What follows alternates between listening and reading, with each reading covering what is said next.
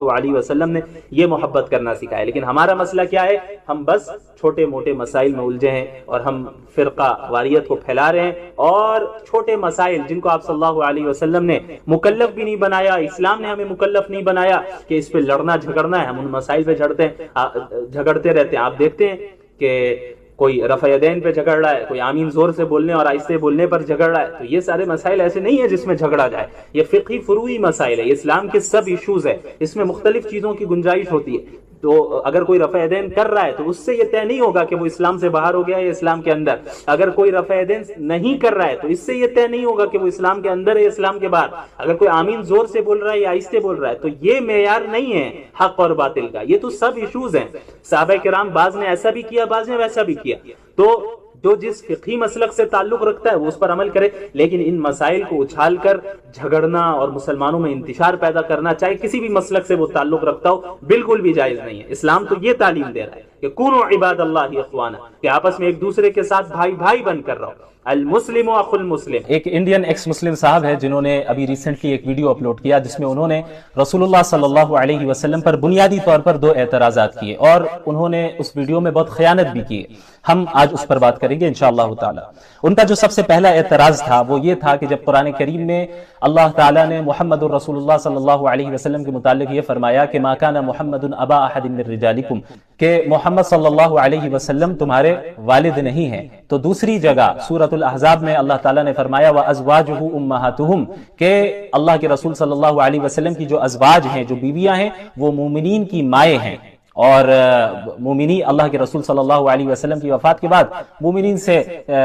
ان کی شادی دوبارہ نہیں ہو سکتی ہے. ان کا یہ اعتراض تھا کہ بھئی جب باپ نہیں ہوئے محمد الرسول اللہ صلی اللہ علیہ وسلم تو بیویاں ماں کیسے ہو گئیں؟ تو سب سے پہلی بات ہمیں یہ جان لینا چاہیے کہ عورتوں میں انسانوں کے ساتھ جو سب سے گہرا رشتہ ہوتا ہے اور سب سے اعلیٰ رشتہ ہوتا ہے وہ ماں کا رشتہ ہوتا ہے، ماں کا درجہ ہوتا ہے. لہٰذا ازواج مطہرات کو وہ رشتہ دیا گیا جو سب سے اعلیٰ درجہ ہے اور سب سے ٹاپ میں ہے. اور اس کے بعد محمد الرسول اللہ صلی اللہ علیہ وسلم کو النبی کہا گیا اسی آیت میں. کیوں؟ کیونکہ مرد کا انسانوں میں جو سب سے اعلیٰ رشتہ ہوتا ہے مردوں میں وہ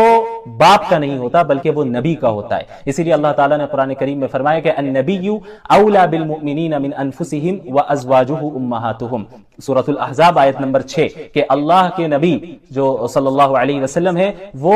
مسلمانوں سے، مومنین کے نفس سے زیادہ تعلق رکھتے ہیں، اور ان کی جو بیویاں ہیں وہ مومنین کی مائیں ہیں. پھر انہوں نے یہ اعتراض کیا کہ بھئی جب اللہ کے رسول صلی اللہ علیہ وسلم کے جو منہ بولے بیٹے تھے متبنہ حضرت زید، ان کے متعلق جب یہ کہا گیا کہ ان کی بیوی سے حضرت زینب سے، جو کہ اللہ کے رسول صلی اللہ علیہ وسلم کی پھوپھی زاد بہن ہے، ان سے اللہ کے رسول صلی اللہ علیہ وسلم کا نکاح ہوا، اور یہ کہا گیا کہ منہ بولا بیٹا حقیقی بیٹا نہیں ہوتا، تو پھر جسے ماں کہہ دیا گیا تو وہ حقیقی ماں کیسے ہو سکتی ہے؟ ان سے شادی کی ممانعت کیوں آئی؟ تو سب سے پہلے آپ یہ سمجھیے کہ اللہ تعالیٰ نے جو یہ کہا ہے وَأَزْوَاجُهُ أُمَّهَاتُهُمْ، کہ اللہ کے نبی صلی اللہ علیہ وسلم کی بیویاں مومنین کی مائیں ہیں، تو یہاں پہ بھی حقیقی مائیں نہیں بنا کر پیش کیا گیا بلکہ ماؤں کے درجے میں ہے، تعظیم کے اعتبار سے اس درجے میں ہے. تو اور اللہ کے نبی صلی اللہ علیہ وسلم کے متعلق بھی جو یہ کہا گیا ہے کہ ما کان محمد ابا احد من رجالکم، تو یہاں پر بھی حقیقی باپ ہونے کی ممانعت آئی ہے کہ محمد الرسول اللہ صلی اللہ علیہ وسلم حقیقی باپ نہیں ہے. اور جو بیویوں کے متعلق کہا گیا کہ وہ مومنین کی مائیں ہیں تو وہ بھی درجے کے اعتبار سے حقیقی مائیں نہیں ہیں. اسی لیے اگر حقیقی ماں ہوتی تو پھر پردہ بھی ختم ہو جاتا. لیکن سورۃ الاحزاب میں ہی ہم دیکھتے ہیں آیت نمبر 53 میں کہ اللہ تعالیٰ نے حکم دیا ہے کہ اگر تم اللہ کے رسول صلی اللہ علیہ وسلم کی ازواج مطہرات سے عام مسلمان کوئی سامان مانگے تو وہ پردے کے پیچھے سے مانگے. یہ پھر حکم کیوں نازل ہوتا؟ بلکہ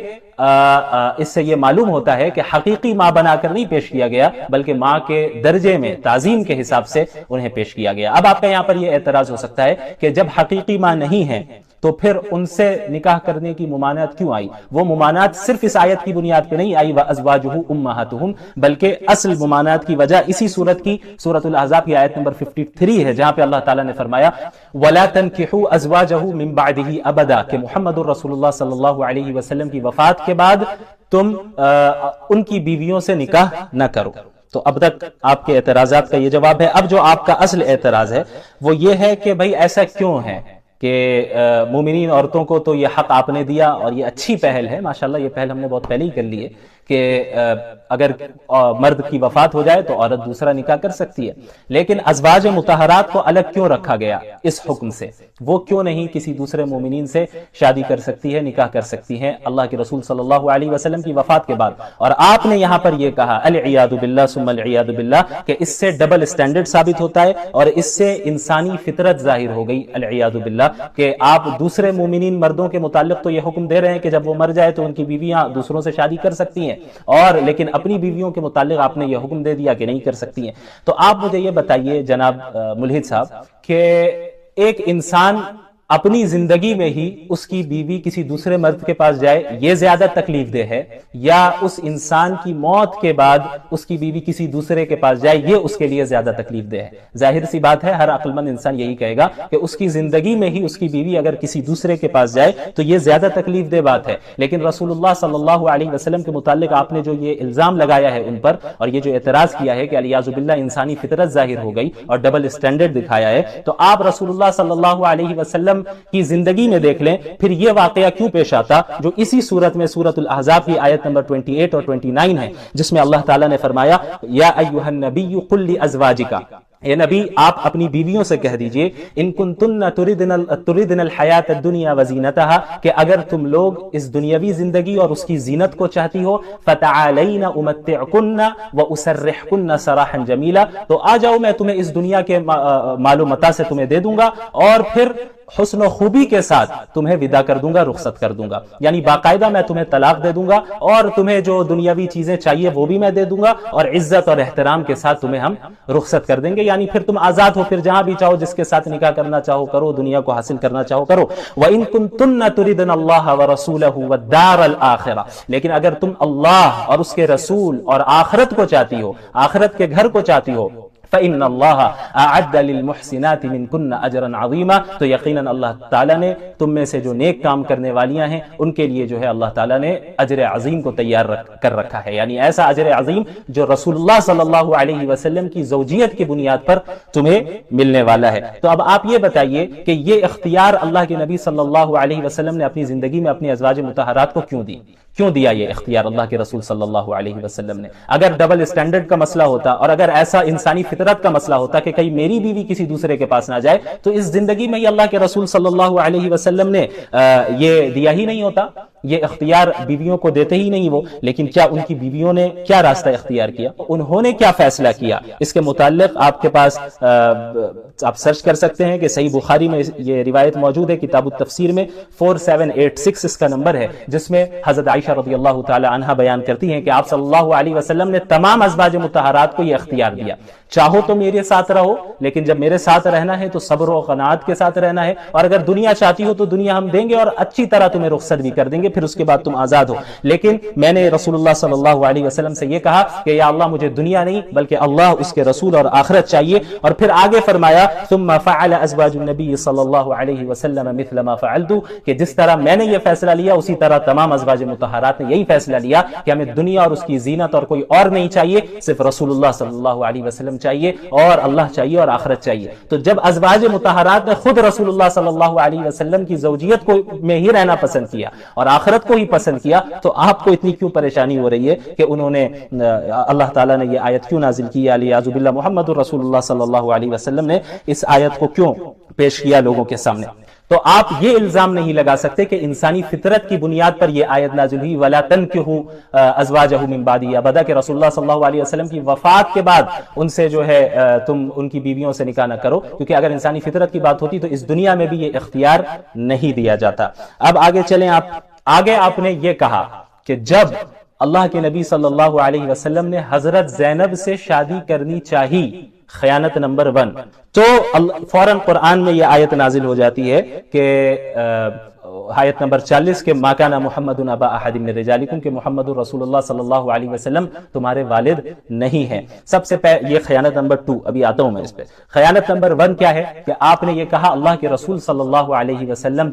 शादी करना चाहते थे। ये इल्जाम है, ये बहतान है, और जिस बेस पर आप ये इल्जाम लगा रहे हैं, जिन नरेशंस को आप सहारा बना रहे हैं, जाहिर सी बात है कि वो अनऑथेंटिक है। आप उसके चेन ऑफ नरेशन पर रिसर्च कर लें। मुहद्दिसीन के उसूल के नजदीक उन नरेशंस को हरगिज कबूल नहीं किया गया, और ये क्या बल्कि किसी की तारीफ में भी ऐसी रिवायत आ जाए, ऐसी हदीस आ जाए जो चेन ऑफ नरेशन के एतबार से दुरुस्त ना हो, उसमें ज़ौफ हो, कमजोरी हो, अनऑथेंटिसिटी हो, तो उसे हम एक्सेप्ट नहीं करते हैं। आप उसको बुनियाद नहीं बना सकते। बल्कि रसूलुल्लाह सल्लल्लाहु अलैहि वसल्लम ने तो हजरत ज़ैनब की खुद शादी करवाई थी हजरत ज़ैद रज़ियल्लाहु ताला अन्हु से। और आप सल्लल्लाहु अलैहि वसल्लम के पास जब हजरत ज़ैद ने शिकायत की और ये बताया कि वो तलाक देने का इरादा कर रहे हैं, तो आप सल्लल्लाहु अलैहि वसल्लम ने मना किया। सूरतुल अहज़ाब की आयत नंबर 84, अमसिक अलैका ज़ौजक, जब इरादे का इजहार किया तो अल्लाह के रसूल सल्लल्लाहु अलैहि वसल्लम ने उनसे फरमाया कि अमसिक अलैका ज़ौजक, कि तुम अपनी बीवी को अपनी ज़ौजियत में रहने दो, यानी तलाक ना दो। वत्तक़िल्लाह, और अल्लाह से डरो, यानी उसके हुकूक अदा करो।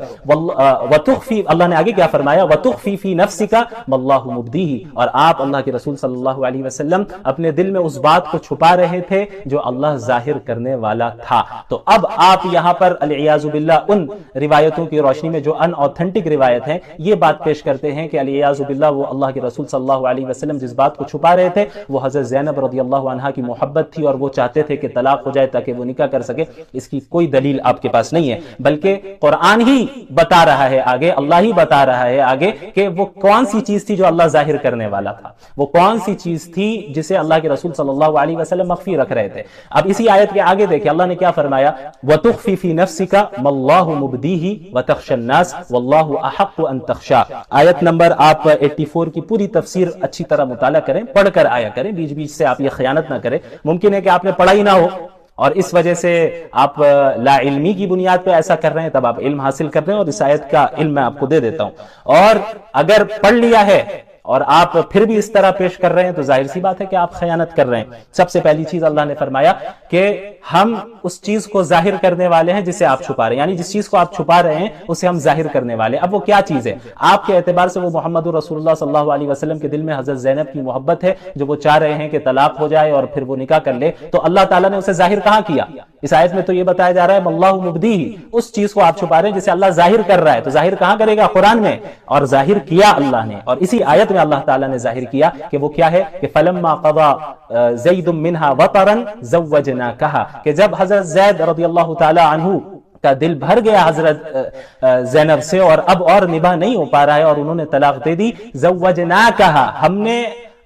उनका निकाह आपसे करा दिया, लिकै ला यकूना अलल मुमिनीना हरजुन फी अज़वाजी अदइयाइहिम इज़ा क़दौ मिनहुन्ना वतरा, ताकि मुमिनीन के लिए उनके जो मुंह बोले बेटे हैं उनकी बीवियों से उस वक्त निकाह करने में कोई हरज ना हो कि जब वो मुंह बोले बेटे उन्हें तलाक दे दे। तो ये वो चीज थी जो रसूलुल्लाह सल्लल्लाहु अलैहि वसल्लम अपने दिल में मख्फी रख रहे थे, क्योंकि कुरान ने ही इसको जाहिर किया। अल्लाह ने फरमाया कि उसे जाहिर करने वाले हैं, और अल्लाह ने उसी आयत में जाहिर कर दिया कि रसूलुल्लाह सल्लल्लाहु अलैहि वसल्लम को ये वही के जरिए बता दिया गया था कि आपका निकाह हजरत ज़ैनब से अल्लाह ताला करवाने वाले हैं। तो अल्लाह के नबी सल्लल्लाहु अलैहि वसल्लम के दिल में यही बात थी जिसे जो मख्फी थी, और आप सल्लल्लाहु अलैहि वसल्लम को इस बात का भी अंदेशा था कि मुआशरे में लोग क्या कहेंगे, क्योंकि मुआशरे में मुतबन्ना को तो हकीकी बेटा समझा जाता है, उसकी बीवी से निकाह करने को दुरुस्त और जायज नहीं समझा जाता है, तो फिर लोग तो तानो तशनी करेंगे और गलत समझेंगे। तो ये वो बात थी जो रसूलुल्लाह सल्लल्लाहु अलैहि वसल्लम अपने दिल में छुपा रहे थे, जो इसी आयत में अल्लाह ने फरमाया वतख़शन नास। तो इसलिए आप अच्छे से मुताला वगैरह कर लिया करें, और अगर कर लेते हैं और तो फिर खयानत ना किया करें, लोगों को बेवकूफ ना बनाए, गुमराह ना करें। और तमाम मोमिनीन से भी यह गुजारिश है कि भाई इस तरह के एतराज़ात पर फौरन आपका ईमान लरज ना जाए, आप अल्लाह से की जाएगी। जैसा कि यहाँ पे इय्याका नअबुदु व इय्याका नस्तईन, इसमें अहकामात का भी बयान है कि हम आपकी ही इबादत करते हैं और आपसे ही मदद चाहते हैं। तो मदद किससे चाहेंगे? सिर्फ अल्लाह रब्बुल आलमीन से। सवाल किससे करेंगे? अल्लाह रब्बुल आलमीन से। रिज़्क देने वाला अल्लाह है, रोजी देने वाला अल्लाह है, औलाद देने वाला अल्लाह है, नेमतों को देने वाला भी अल्लाह है, नेमतों को वापस लेने वाला भी अल्लाह है। तो सवाल किससे होगा? सिर्फ अल्लाह रब्बुल आलमीन से। तो सवाल भी अल्लाह से होगा और इबादत भी अल्लाह की होगी, सिर्फ अल्लाह की। और इबादत की जो खास अलामतें होती हैं, मसलन रुकू करना, मसलन सजदा करना, ये सारी इबादत के साइंस हैं। عبادت کی علامتیں ہیں، تو عبادت کی علامتیں بھی اللہ کے ساتھ خاص ہیں۔ اگر کوئی آپ دیوار کے سامنے سجدہ کریں، یعنی دیوار کو سجدہ کرے، کسی درخت کو سجدہ کرے، درخت کے سامنے رکوع کریں، کسی انسان کے سامنے آپ رکوع کریں، سجدہ کریں، تو یہ بالکل جائز نہیں ہے، کیونکہ رکوع کرنا، سجدہ کرنا یہ ایک عبادت کی علامت ہے، اور عبادت کی تمام علامتیں اللہ کے ساتھ خاص ہیں۔ تو رکوع، سجدہ، نماز، روزہ، ذکر اور ساری چیزیں صرف اللہ کے لیے کی جائیں گی۔ وَإِيَّاكَ نَسْتَعِينُ، اور ہم مدد بھی آپ سے ہی مانگتے ہیں، سوال مدد اللہ سے مانگی جائے گی، براہ راست اللہ سے مانگنا ہمیں سیکھنا ہوگا، چھوٹی چیزوں کو بھی اللہ سے مانگیں۔ آپ اللہ سے بات کیجئے، جس طرح آپ بات کرتے ہیں، اپنے آپ سے بھی بعض لوگ بات کرتے ہیں، تو اپنے آپ سے اللہ کے نبی صلی اللہ علیہ وسلم نے فرمایا کہ من لزم الاستغفار جعل اللہ لضیق مخرجا ومن فرجا ورزقہ من حیث لا يحتسب، کہ جو شخص بھی کثرت سے استغفار کرتا ہے اور استغفار کو لازم پکڑتا ہے، اللہ رب العالمین اس کے لیے ہر تنگی سے، ہر ڈیفیکلٹی سے ایک وے آؤٹ نکال دیتا ہے، اللہ رب العالمین اس کے لیے ایک راستہ نکال دیتا ہے، اور ہر پریشانی سے، ہر غم سے اللہ رب العالمین اسے نجات دیتا ہے۔ وَرَزَقَهُ مِنْ حَيْثُ لَا يَحْتَسِبُ، اور اللہ رب العالمین اسے ایسی جگہ سے رزق عطا کرتا ہے جہاں سے اسے گمان بھی نہیں ہوتا۔ لہٰذا ہمیں چاہیے کہ ہم کثرت سے چلتے پھرتے، اٹھتے بیٹھتے ہر وقت استغفار کریں، اور اس کی میننگ پر غور کرتے ہوئے، ہم تدبر کرتے ہوئے استغفار کریں کہ ہم اللہ سے مغفرت طلب کر رہے ہیں۔ ہم نے جو اپنے پاس میں گناہ کیے ہیں، چاہے وہ چھوٹے گناہ ہو یا بڑے گناہ ہو، ہم سب سے توبہ کر رہے ہیں، اور یہ عزم کر رہے ہیں کہ یا اللہ میں ان گناہوں کو کبھی نہیں دہراؤں۔ اللہ رب العالمین پر توکل کرنے کا ہرگز یہ مطلب نہیں ہے کہ ہم اسباب کو اختیار کیے بغیر اور اپنی طرف سے محنت کیے بغیر اللہ پر بھروسہ کرتے رہیں اور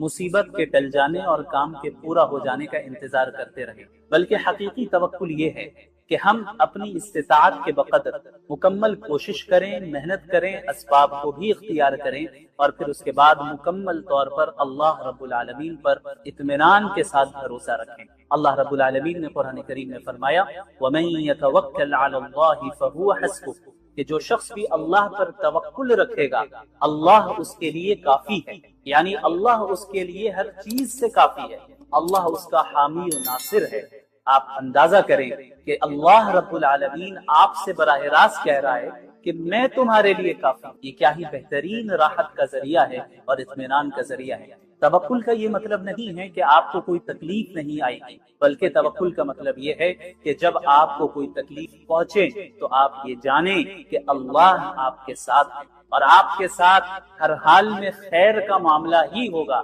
چاہے راستہ کتنا ہی طویل کیوں نہ ہو جائے۔ لہٰذا افسوس نہ کریں، مایوس نہ ہوں، غم نہ کریں، بلکہ کام کریں، محنت کریں، اپنی استطاعت کے بقدر کوشش کریں اور دعا کریں، اور پھر کہیں حسبی اللہ، اللہ میرے لیے کافی۔ شاید اللہ تعالیٰ اس کے بعد کوئی نیا معاملہ پیدا فرما دے۔ کیا آپ کو لگتا ہے کہ سارے دروازے بند ہو چکے ہیں اور حل بہت دور ہے اور آپ کنارے تک پہنچ گئے ہیں؟ تو اس آیت کو سنیں، لعل اللہ یحدث بعد ذلك امرا، شاید اللہ رب العالمین اس کے بعد کوئی نیا معاملہ پیدا فرما دے۔ اللہ رب العالمین شاید آپ کے حال کو اچانک بدل دے۔ جی ہاں، اللہ رب العالمین اس بات پر قادر ہے کہ وہ آپ کی تنگی کو کشادگی سے تبدیل کر دے، آپ کے درد کو رحمت سے تبدیل کر دے، اور آپ کی مایوسی کو کامیابی سے تبدیل کر دے۔ کتنی بار ایسا ہوا کہ آپ نے کسی لمحے کو آخری سمجھا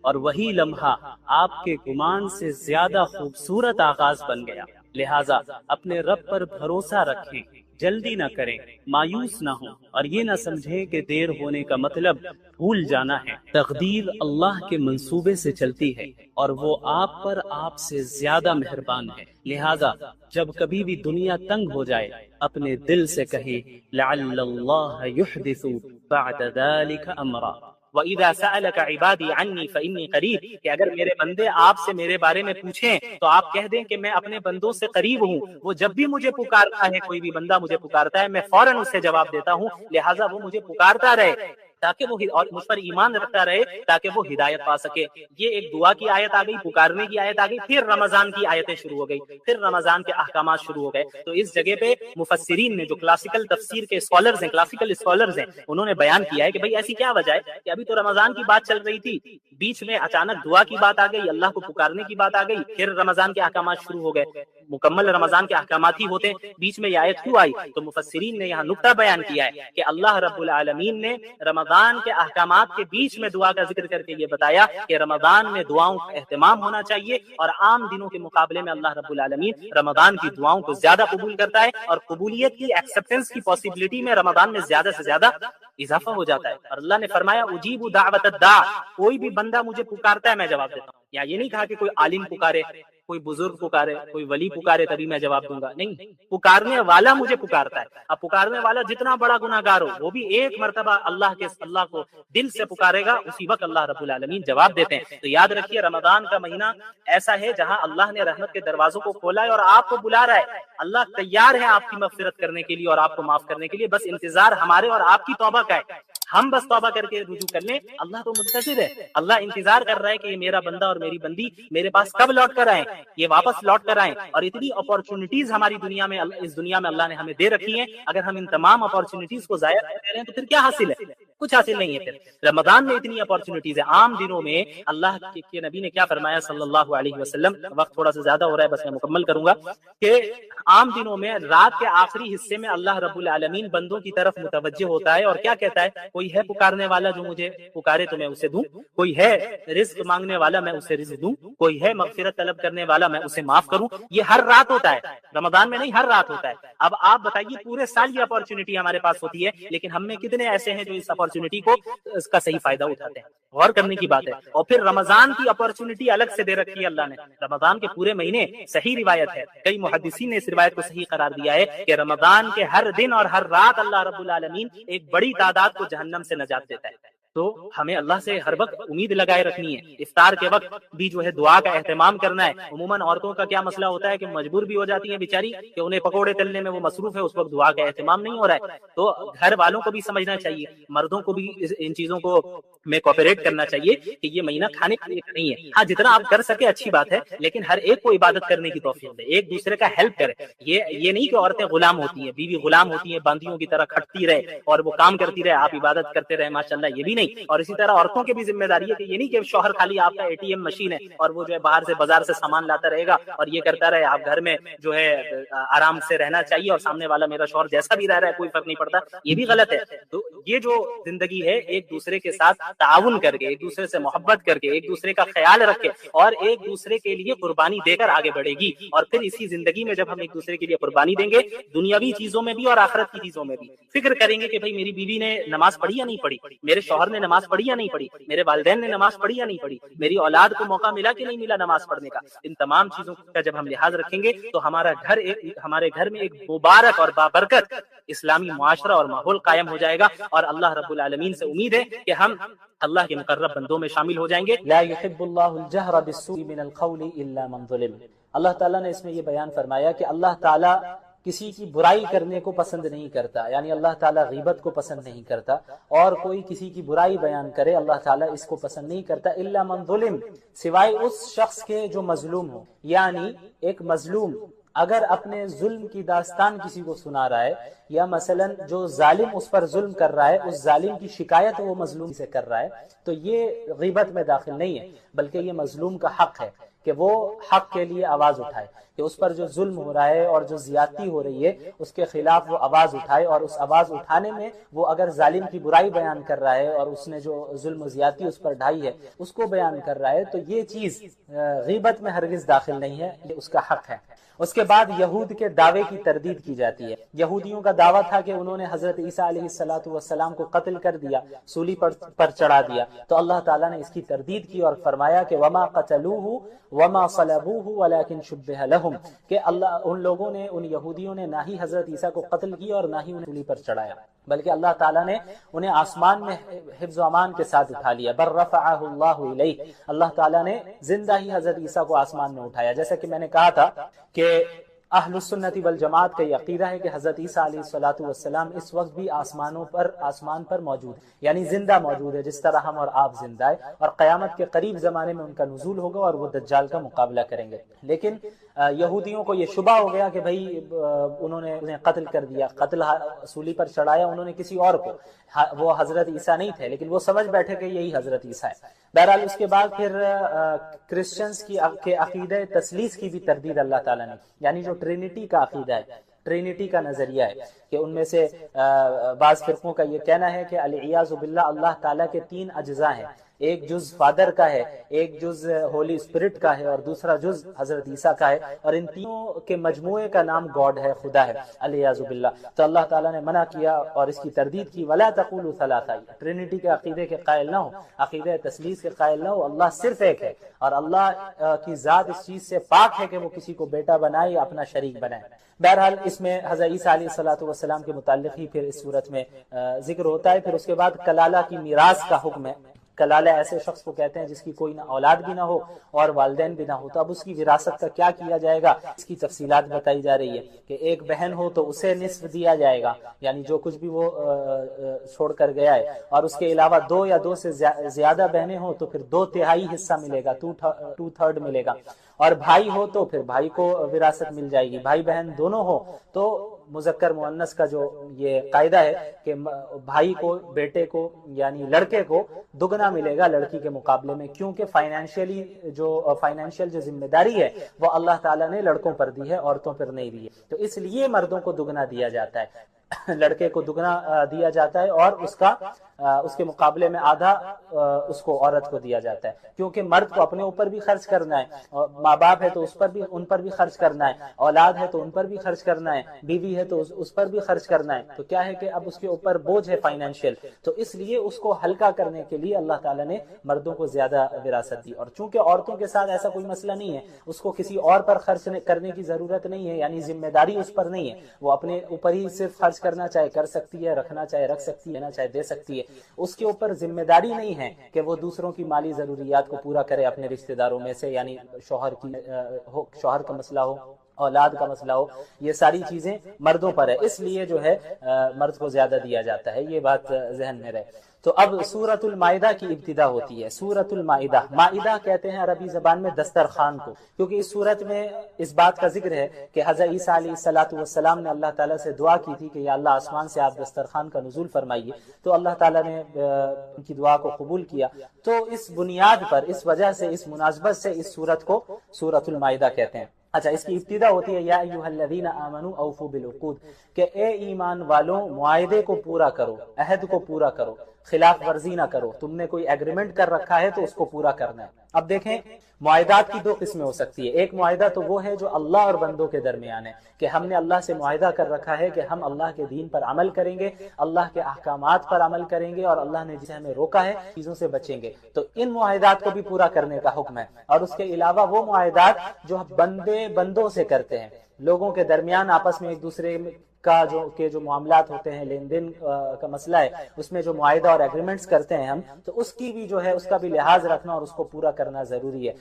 عہد کی خلاف ورزی کرنا یہ بہت بڑا جرم ہے، اور یہ ایک مومن کی شان نہیں ہے کہ وہ معاہدے اور ایگریمنٹ کی خلاف ورزی کرے۔ اس کے بعد پھر اللہ تعالیٰ نے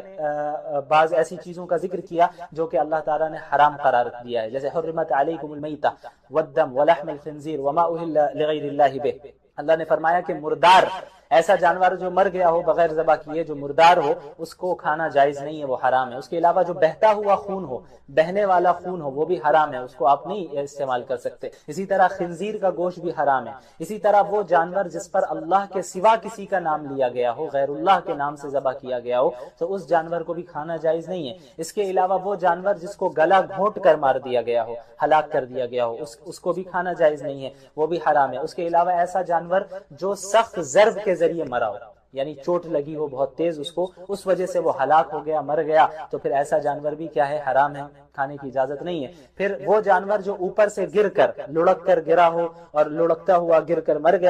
گیا ہے، تو ایسا جانور بھی وہ ہے جس کو کھانا جائز نہیں ہے، حرام ہے۔ اس کے علاوہ وہ جانور جس کو کسی درندے نے کھایا ہو، زخمی کر کے پھاڑ دیا ہو اور پھر وہ مر گیا ہو، تو پھر ایسے جانور کو بھی کیا ہے کہ کھانا جائز نہیں ہے۔ ہاں حالت اضطرار میں، یعنی ایسی صورت آپ کے سامنے آ گئی کہ اب یہی مردار ہیں یا یہی ایسی قسم کے جانور ہے اور آپ کے علاوہ کھانے کو آپ کے پاس کچھ نہیں ہے اور آپ بالکل مرنے کے قریب ہیں، تو جان بچانے کے لیے بقدر ضرورت حرام چیز سے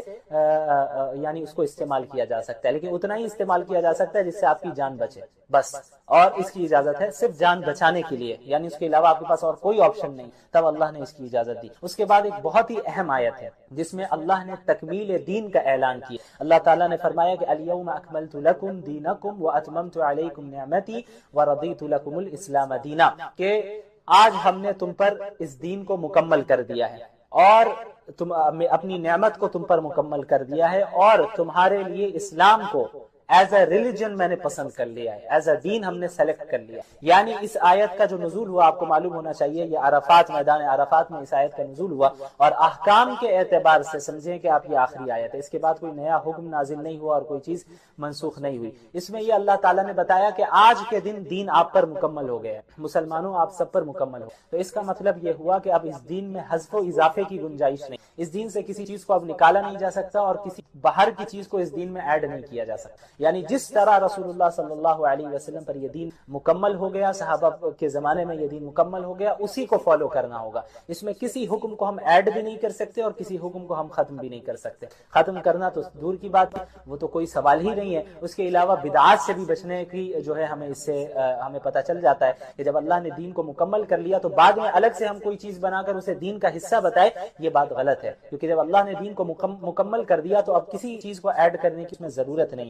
اس کے بعد اللہ تعالیٰ نے مسلمانوں کو حکم دیا کہ ہمیشہ عدل و انصاف سے کام لینا، یا ایھا الذین آمنوا کونوا قوامین للہ شہداء بالقسط، کہ ہمیشہ جب بھی فیصلہ کرو، جب بھی کوئی کام کرو تو پھر وہ عدل و انصاف کے ساتھ کرنا، اور ایسا نہ ہو کہ دشمنی کی بنیاد پہ تم عدل و انصاف کے خلاف کام کر رہے ہو، دوستی کی بنیاد پہ عدل و انصاف کے خلاف کام کر رہے ہو، نہیں، کوئی بھی مسئلہ ہو عدل و انصاف کو تھامے رکھنا۔ اس کے بعد یہود و نصارہ کے ایک دعوے کی تردید کی جاتی ہے، وقالت الیہود، آیت نمبر 18 سورہ مائدہ، وقالت الیہود والنصارى نحن ابناء اللہ واحباؤ، یہود و نصارہ کہتے ہیں ہم تو اللہ کے بیٹے ہیں، اللہ کے محبوب ہیں۔ یہود و نصارہ کا بڑا دعویٰ تھا یہ بنی اسرائیل کا کہ چونکہ ہمارے ہاں انبیاء بہت کثرت سے بھیجے گئے ہیں، ہم انبیاء کی اولاد ہیں، اس لیے اللہ تعالیٰ ہم سے ناراض نہیں ہوگا، یعنی اگر ہم نے کوئی غلطی کی بھی تو اللہ تعالیٰ ہم سے ناراض نہیں ہوگا، ہم تو اللہ کے محبوب بندے ہیں، ہم اللہ انبیاء کی اولاد ہیں۔ تو اللہ تعالیٰ نے ان کے عقیدے کی تردید کی، ایسا نہیں ہوگا، کامیاب صرف وہ ہوگا جس کے عقائد درست ہوں گے اور اعمال درست ہوں، یعنی انبیاء کی اولاد میں سے ہو جانا یہ کافی نہیں ہے، بلکہ ایمان اور اعمال صالحہ کا ہونا ضروری، عقائد کا درست ہونا اور اعمال کا درست ہونا یہ بہت ضروری ہے، اس کے علاوہ نجات ممکن نہیں ہے۔ اس کے بعد آیت نمبر 27 میں آئیے، وَاتْلُ عَلَيْهِمْ نَبَأَ ابْنَيْ آدَمَ بِالْحَقِّ، اس میں حضرت آدم علیہ السلام کے دو بیٹوں کا ذکر ہے، حابیل اور قابیل کا۔ حضرت آدم علیہ السلام کی جب اولاد پیدا ہوتی حضرت حوا سے تو وہ جڑواں اولاد پیدا ہوا کرتی، یعنی ایک بیٹا اور ایک بیٹی ایک ساتھ پیدا ہوتے، تو یہ جو ایک ساتھ پیدا ہو رہے ہیں ان کا آپس میں نکاح کرنا جائز نہیں تھا، یہ حقیقی بھائی بہن سمجھے جاتے تھے حضرت آدم کی شریعت کے اعتبار سے۔ اور پھر اگلی بار جب حمل سے دوسری اولاد پیدا ہوتی اور ایک بیٹا اور ایک اور بیٹی ساتھ میں ایک ساتھ پیدا ہوتی تو پہلی اولاد کا اس اولاد کے ساتھ نکاح کرنا جائز تھا، یعنی جو دو ایک ساتھ پیدا ہو رہے ہیں لڑکا اور لڑکی وہ ان آپس میں نکاح نہیں کر سکتے تھے، اب جو بعد میں پیدا ہو رہے ہیں ان کے ساتھ ان کا نکاح ہوتا تھا حضرت آدم کی شریعت میں۔ تو جو یہ قابیل تھا، قابیل کے ساتھ جو لڑکی پیدا ہوئی تھی وہ زیادہ خوبصورت تھی، قابیل کے ساتھ جو لڑکی پیدا ہوئی تھی وہ زیادہ خوبصورت تھی، لیکن اصول کے اعتبار سے قابیل اس لڑکی سے نکاح نہیں کر سکتا تھا کیونکہ وہ ساتھ میں پیدا ہوئے ہیں اور وہ حقیقی بھائی بہن ہوئے۔ اب جو حابیل ہیں اور ان کے ساتھ جو لڑکی پیدا ہوئی اس لڑکی سے قابیل کا نکاح ہوتا اور قابیل کے ساتھ جو لڑکی پیدا ہوئی اس کا نکاح حابیل سے ہوتا، لیکن قابیل کو یہ بات پسند نہیں آئی کہ حابیل کا نکاح اس سے کیسے ہوگا، مجھے یہ لڑکی پسند ہے، مجھے اس سے نکاح کرنا ہے، تو معاملہ بہت زیادہ حد سے آگے بڑھا، پھر آخر میں کیا ہوا کہ قابیل نے حابیل کو قتل کر دیا، اور یہ جو ہے اس روئے زمین کا سب سے پہلا قتل تھا۔